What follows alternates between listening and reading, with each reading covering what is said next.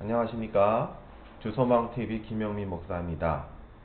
오늘은 하이델베르그 제자양육 제7과 성령 하나님과 교회 두 번째 시간입니다. 일전에 방송에서도 말씀드렸듯이 이 부분이 좀 길기 때문에 1부, 2부로 나누어서 살펴보고 있으며 지금은 두 번째 부분, 성령이 하나 되게 하신 교회에 대해서 살펴보고자 합니다. 바로 들어갈게요. 6번, 바울 사도는 성령과 교회 관계에 대해서 어떻게 가르치고 있습니까? 말씀을 먼저 보겠습니다. 에베소서 2장 20절서부터 22절. 너희는 사도들과 선지자들 터 위에 세우심을 입은 자라. 그리스도 예수께서 친히 모퉁이 돌 되셨느니라. 그의 안에서 건물마다 서로 연결하여 주 안에서 성전이 되어가고 너희도 성령 안에서 하나님의 거하실 처소가 되기 위하여 그리스도 예수 안에서 함께 지어져 가느니라. 에베소서 4장 3절서부터 4절. 평안에 매는 줄로 성령이 하나 되게 하신 것을 힘써 지키라. 몸이 하나요 성령도 한 분이시니 이와 같이 너희가 부르심의 한 소망 안에서 부르심을 받았느니라 라고 말씀하고 있습니다. 에베소서 2장과 4장은 연결해서 이해해야 되는데, 첫 번째로 그리스도의 피가 유대인과 이방인을 새 한 사람으로 만들었다. 요 앞에 부분에 있어요. 요 앞에 부분에 그 부분이 나와요. 바로 전문맥에 나와요. 그래서 하나님과 화목하게 하나님이 거하시는 성전으로 지어져 가게 하신다 라고 가르칩니다. 그거를 이제 이미지로 지금 설명하고 있는 언어, 건물이라는 이미지로 설명하고 있는 게 2장 20절서부터 22절이에요. 그러니까 그 이미지, 너희는 사도들과 선지자들의 터 위에 사도들과 선지자들이 터를 만들었고, 건물을 짓기 위해서 터를 다지죠. 여기서부터 여기까지 짓는다. 터를 다집니다. 그리고 그 위에 기초석을 세우죠. 이 기초석이 예수님이고, 이 기초석이 건물의 다라고 얘기할 수 있죠. 특별히 지금 건물도 마찬가지지만 예전에 2000년 전 그 당시에 이 건물의 이미지로 볼 때 이 기초석이 다라고 할 수 있죠. 그 기초석 위에 건물마다 연결되어지고 이런 식으로, 내가 좀 그림을 잘 못 그리는데, 이런 건물의 모든 부분들이 연결되어서 하나님이 거하시는 성전이 되죠. 이 성전의 이미지, 건물의 이미지를 쓰고 있어요. 예. 존 스터트라는 분은 이것에 대해서 어떻게 얘기하냐면, 새로운 인류다.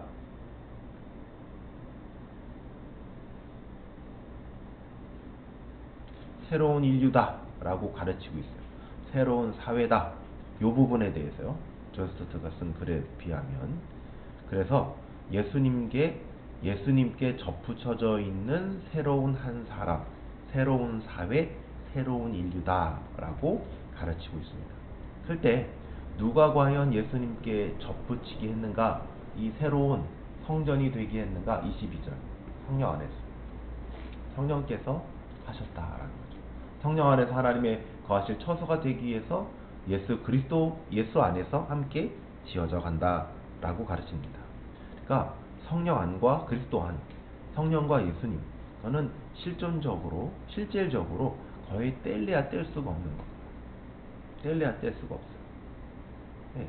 그리고 이제 에베소서 4장 3, 4절, 이게 성령이 하나 되게 하신, 이 한 사람이 나온 거죠. 유대인과 이방인들이 이제 새 한 사람, 그리스도인이 됐어요. 그리스도와 연합된. 이걸 누가 했냐? 성령께서 했어요. 네. 네. 이 매는 줄은 이 그리스도인으로 이 모든 공동체를 그리스도로 성령께서 하나 되게 하신 거예요. 네. 이걸 어떻게 하라고요? 힘써 지키라고. 네. 몸도 하나요, 성령도 한 분이요, 한 부르심 받았기 때문에 우리는 힘써 지켜야 됩니다. 하나 된 것을, 그리스도와 하나 된 것, 그리고 형제들과 하나 된 것을 힘써 지키라는 에베소서의 권면이 있는 거예요. 다음 보겠습니다. 하이델베르그 53은 거룩한 보편적 교회에 대해서 그대는 무엇을 믿습니까? 답. 하나님의 아들이 세상으로부터 세상 끝날까지, 창세로부터 세상 끝날까지 참된 믿음 속에서 일치하여 영생을 얻도록 온 인류 가운데서 택하신 교회를 그의 성령과 말씀으로 말미암아 그에게 모으시고 보존하신다는 것과, 또한 내가 그 교회에 살아있는 지체이며 영원토록 지체로 있을 것을 이라는 것입니다 라고 되어 있죠. 뭐 이거 거의 그대로예요. 이 에베소서 말씀과 굉장히 일치를 보고 있어요. 다른 부분의 말씀을 통해서도 얘기하고 있는데, 창세로부터 세상 끝날 때까지 참된 믿음 속에서 일치하여 영생을 얻도록 모든 인류 가운데 택하신 교회를 그의 성령과 말씀으로 말미암아 그에게 모으시고 보존하시고, 또 그 속에서 내가 살아있는 지체이며 영원토록 지체로 있을 것. 이건 뭐 해석이 필요한가 싶기도 한데 거의 그대로예요, 그대로. 네? 그러니까 우리가 교회에 대해서 지금 얘기하는 거죠. 교회와 성령과 교회의 관계에 대해서 어떻게 할까요? 성령은 성도로 하여금 그리스도와 연합되기 위해서 그의 한 공동체 되게 하신다. 네. 그래서 어떤 분들은 이 성령의 강림을 많이 들어보셨을 거예요. 성령의 강림을 단순히 성령의 강림으로 보지 않고 교회의 탄생으로 보시는 분들도 있어요. 일부 동의하는 부분도 있고, 또 제자 공동체를 생각하면 그렇게까지 봐야 되는 부분도 있는데, 그렇게까지 볼 여지도 있다라고 얘기하는 겁니다. 그 성령과 교회의 관계가 어떠느냐? 밀접한 관계이다. 사실 성령 하나님이 없었으면 과연 이 땅에 교회가 있었을 것이냐? 라고 의문이 들 정도다. 이렇게 보는 게 좋을 것 같아요. 그리고 하이델베르그도 역시 마찬가지. 어떻게 하셨느냐? 예, 교회를 어떻게 하시느냐? 그의 성령과 말씀으로 말미암아 모으시고 보존하십니다. 성령과 말씀으로 모으시고 보존하시고, 그 살아있는 지체로 영원토록 지체로 있을 것, 이것에 대해서 가르치고 있습니다. 성령 하나님께서 우리가 지체됨을 지키게 하실 것이다 라고 하이델베르그가 가르치고 있다고 볼 수 있습니다. 다음 부분 보겠습니다. 이와 같은 교회의 중심, 기초는 무엇일까요? 했었을 때 마태복음 16장 16절서부터 18절, 시몬 베드로가 대답하여 이르되 주는 그리스도시요 살아계신 하나님의 아들이시니이다. 예수께서 대답하여 이르시되 바요나 시몬아 내가 복이 있도다. 이를 내게 알게 한 이는 혈육이 아니요 하늘에 계신 내 아버지시라. 또 내가 내게 이르노니 너는 베드로라. 내가 이 반석 위에 내 교회를 세우리니 음부의 권세가 이기지 못하리라. 사도행전 20장 28절, 여러분은 자기를 위하여 또는 온 양떼를 위하여 삼가라. 성령이 그들 가운데 여러분을 감독자로 삼고 하나님이 자기 피로 사신 교회를 보살피게 하셨느니라 라고 되어 있습니다. 뒤에 부분도 있지만 이 부분 먼저 보죠. 여기서 되게 중요한 부분이 나옵니다. 다 중요하지만 베드로가 대답해요. 주는 그리스도시요 살아계신 하나님의 아들입니다. 이게 신앙의 고백이죠. 굉장히 중요한 고백입니다. 이 고백 이후에 예수께서 이르게 이르시더 바요나 시몬아 내가 복이 있도다. 이를 내게 알긴 열리게 하나님의 할아버지시다. 또 내게 너는 베드로라. 내가 이 반석 위에서 내 교회를 세우리니, 이 반석 위에 교회를 세운다고 하는데, 이건 베드로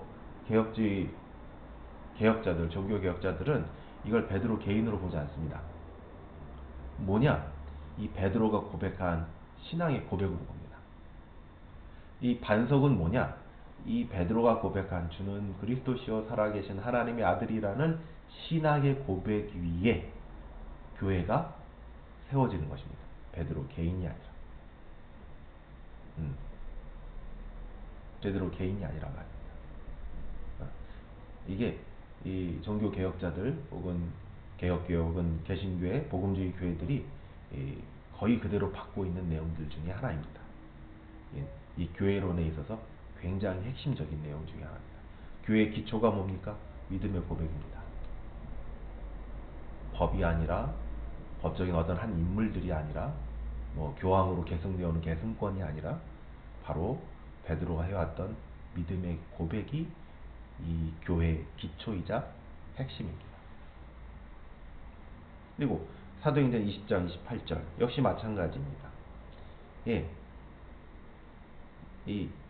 예수님이 교회를 뭐라고 했냐면 하나님이 자기 피로 사신 교회라고 했어요. 이것도 뭐냐면 이 두 부분도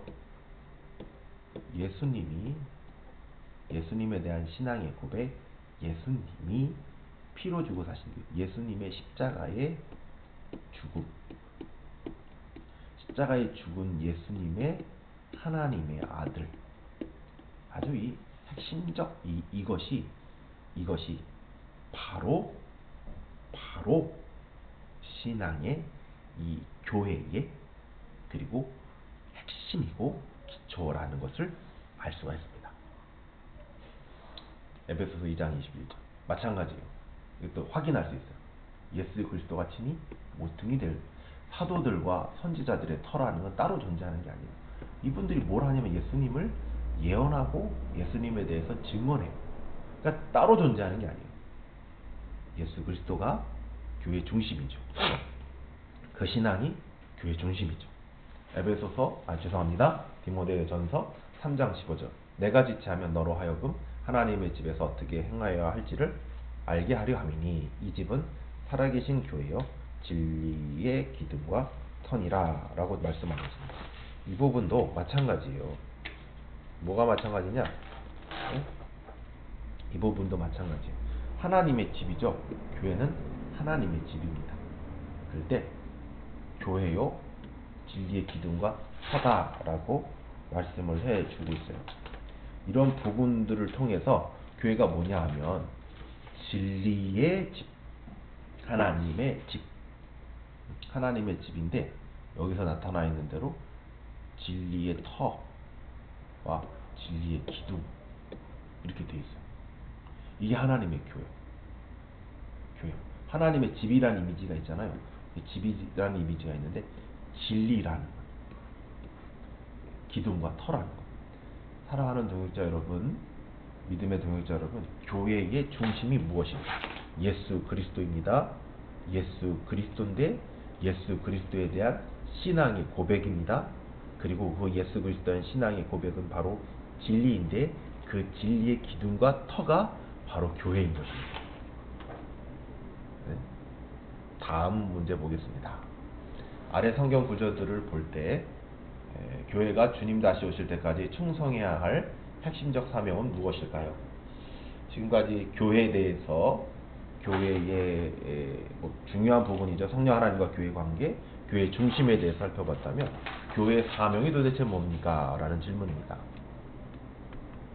마태복음 28장 19절에서부터 20절 그러므로 너희는 가서 모든 민족으로 제자를 삼아 아버지와 아들과 성령의 이름으로 세례를 베풀고 내가 너희에게 분부한 모든 것을 가르쳐 지키게 하라. 볼지어다 내가 세상 끝날까지 너희와 항상 함께 있으리라 하시니라.